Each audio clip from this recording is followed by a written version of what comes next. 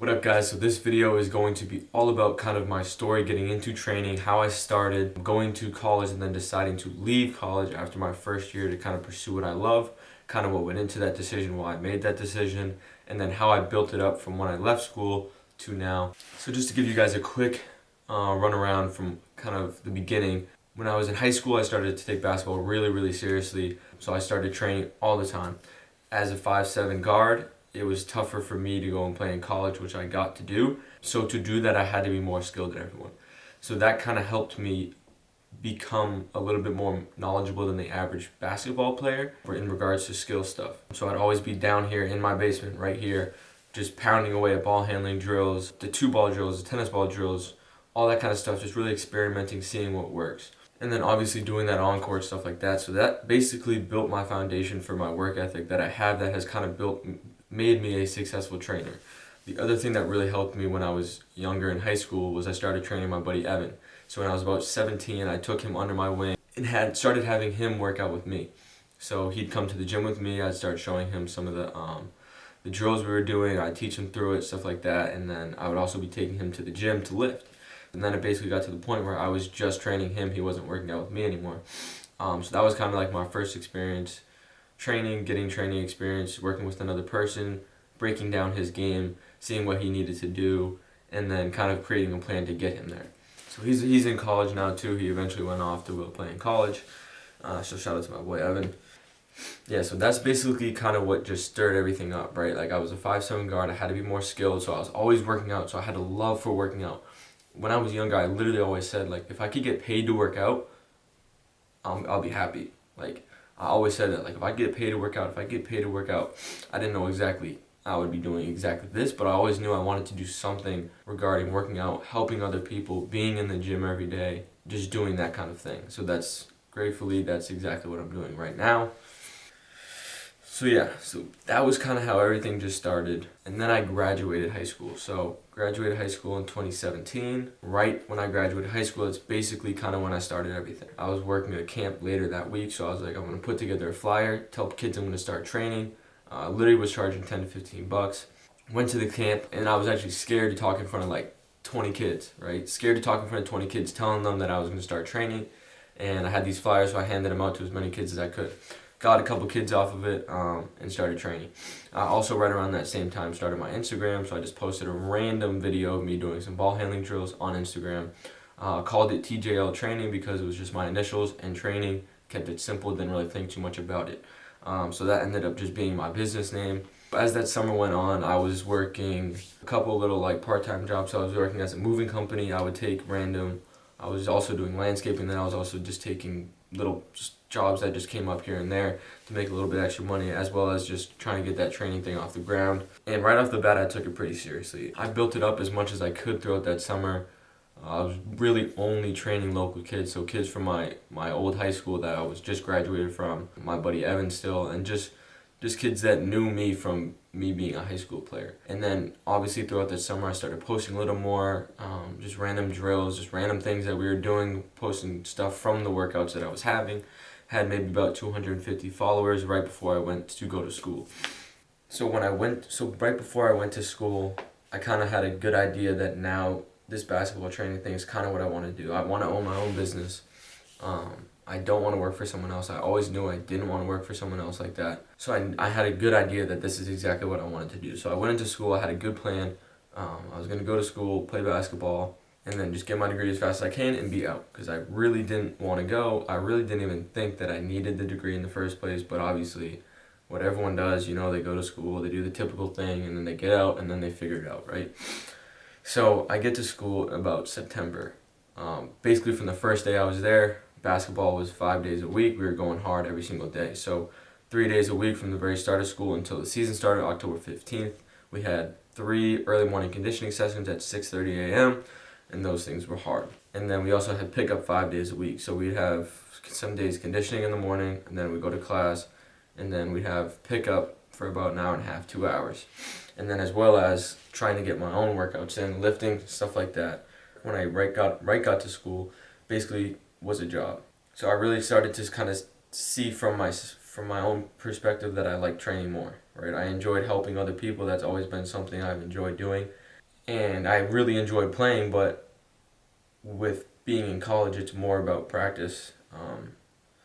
It's a long grind, so I was just like, I don't know, the basketball just wasn't the same playing for me anymore because I got to see what the training side was like, and I kind of realized that's what I wanted to do more.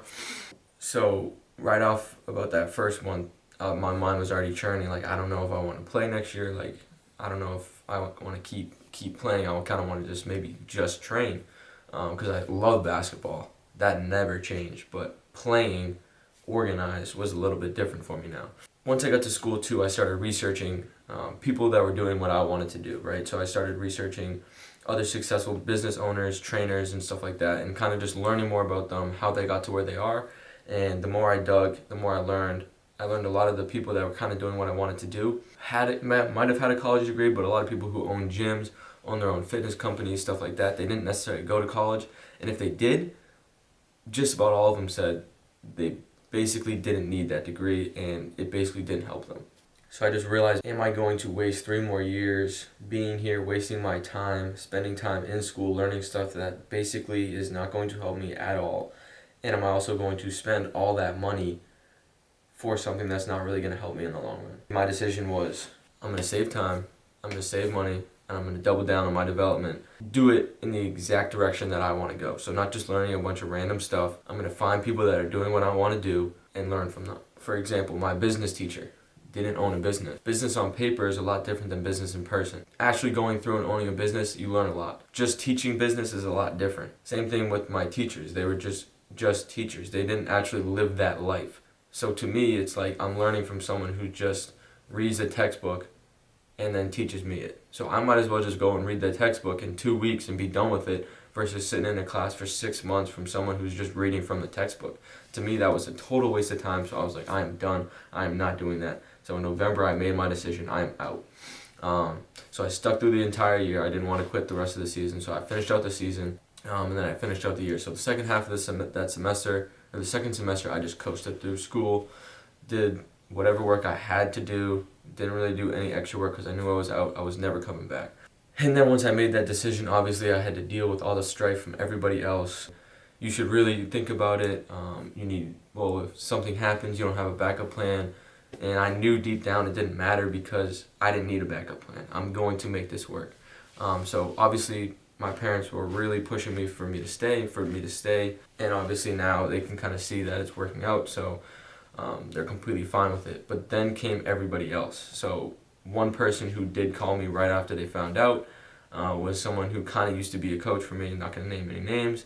He called me and he was basically like, I heard you're leaving school. I said, yeah. He said, that's stupid. You're going to regret that. And I said, why? He said, you're going to regret not being able to play the rest of your 4 years. Trainers don't make enough money. You're always going to have to work a second job for the rest of your life. It's always going to be a struggle. He talked about his struggles with his business, and me and him are not the same. You can't compare me to you. My work ethic is different. Me and you are different people. We think differently. So to me, that was just stupid. But basically, he called me and told me I'm going to regret that. It's a stupid decision. I should stay. I should think about it. All that kind of stuff like that. Basically, everybody who talked to me, parents, teachers, everyone has told me right after that it was a dumb decision. You should really think about going and take classes. You should really have like a backup plan in case that doesn't work, because people just didn't see the vision that I had. And I understood that that's why people were saying that. They couldn't see the vision.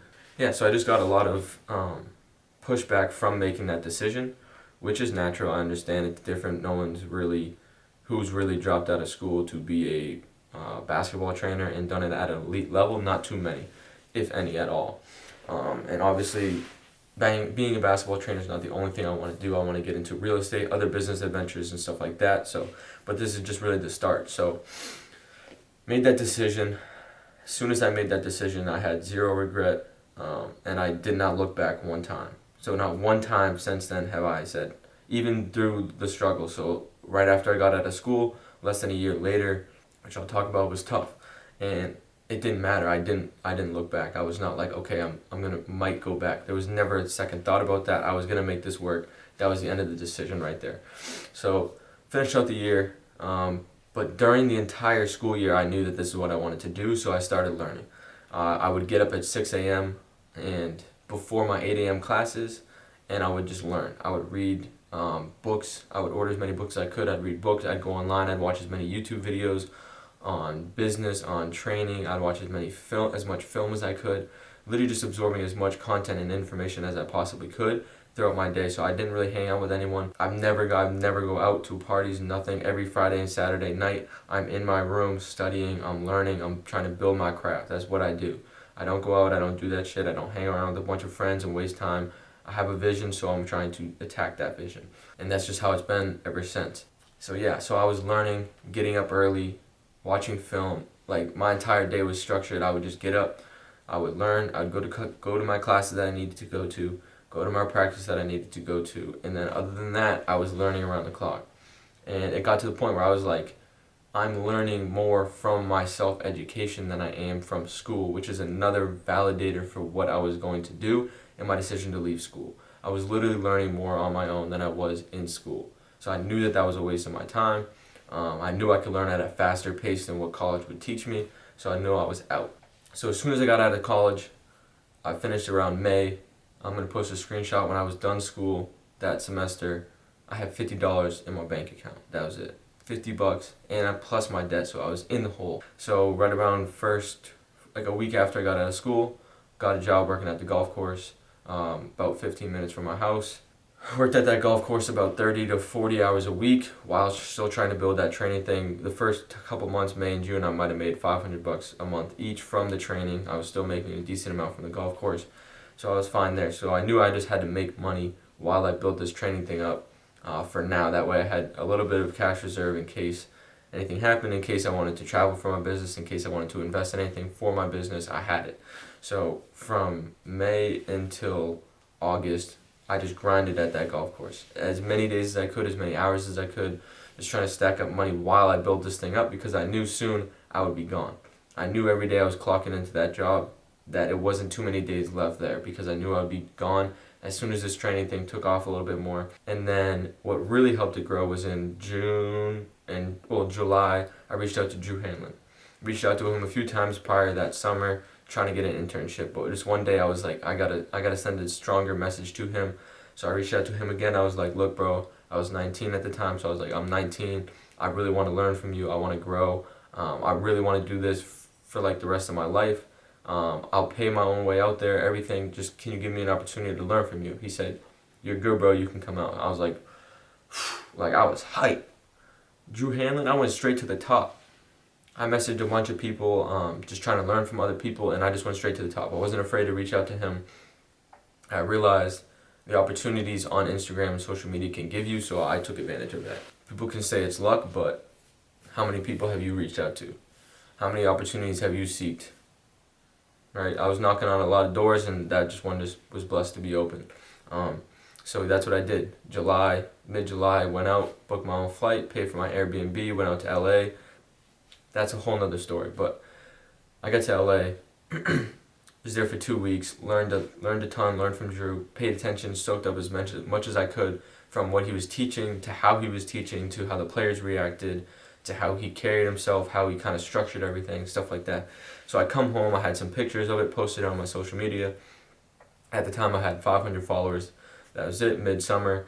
I come home, a couple people started reaching out to me about training because they saw what I was doing, who I was with. Yeah, so that picked up a little bit in August, and then all the way through the fall, it grew a little bit. I was still working at the golf course.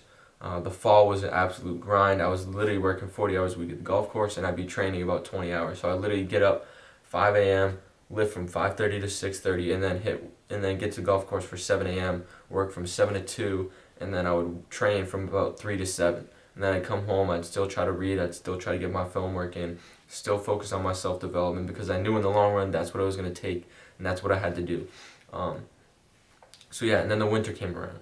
Now the winter was really, really tough because I went from making a decent amount of money from the golf course and then plus training, so I was making a couple grand every single month consistently, so I was saving. I was training, I felt good, everything was going good, and then the winter came.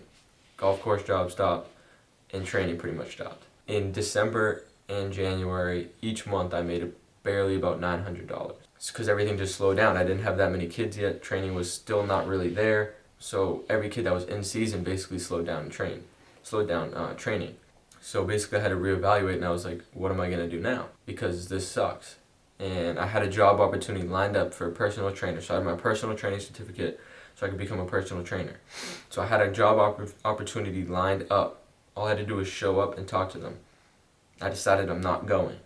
I was going to double down on myself. I was going to focus on posting as much as I could to social media because I really saw a lot of potential there. This is where I'm going to get a lot of clients. If I can just really focus and post consistently for a couple months, it's really going to grow. And I realized even though I'm not making money right now, if I just keep learning and learning and learning, in the summer it's going to pay off, which thankfully it did. So those months were tough. All I was doing was learning. I would get up early, go and try to film something, post it, study all day, lift, do all that good stuff. Barely training. February picked up a little bit. March, April picked up a little bit. May was my first big month that I had that I was like, okay, this is going to work out. Had a couple D1 players in the gym. High school kids were really starting to pick up. I had started having some group sessions and stuff like that. And I recently, once the winter ended, I upped my prices to $50 for training sessions. So I was making a little bit more money. In July again, I went out to work out with Drew again. And then I got back in August. I had my best month yet. High school, I was busy. I was training only 40 hours a week. So I went from the winter to literally worked probably less than 40 hours in the entire month, training-wise. I was putting in hours and hours and hours on the other stuff behind the scenes, but literally probably trained maybe 40 hours that entire month, and then skip to August, I was training 40 hours a week. So that was awesome. Group sessions, all that, had a bunch of college kids, awesome environment, I loved it. And that was the best part, right? I loved what I was doing. And like when you make money and you love what you're doing, it's amazing. So September slowed down just a tiny bit because a lot of the college kids went away. So I knew I had to keep growing the high school kids, keep growing the middle school kids. So that's what I did. September, October, really grew that. Had a good clinic in November. Had my best month ever in November up to this point. And I made almost made 5 figures that month, which was awesome. So I went from making literally less than $1,000 in that month, January, to towards the end of the year, pretty much making 5 figures in November. Yeah, that's basically where we're at now. It is now February of 2020. So I graduated almost 3 years ago. So I went to that 1 year of school, left, now we're here. Training, the business has grown a lot. I got the online program that you guys have seen that we built, launched it in November. So it's grown a good amount now. Really trying to build that, trying to build this YouTube channel, trying to keep growing the Instagram. Kind of trying to keep developing myself as a trainer because I still got a long way to go to where I want to be. So yeah, business has grown a ton. The middle school clientele has blown up in the last month or two. So this year is going to be huge. Numbers are going to be through the roof. And I'm really trying to add on other people to my team. So hopefully in the spring we're adding another trainer, and then I'm also trying to add a full-time videographer. So obviously I have someone right now who helps out. But I want to have someone full-time there, and I want to have someone full-time helping me with the training aspect, growing the middle school groups, doing some other stuff like that, more clinics. It's got to a really good point so far. Yeah, it's a lot of work, but I love it. I love what I do. I'm blessed to be able to do what I love. And that's what I always started out doing. Like I said, I want to do something I love. I found something I liked.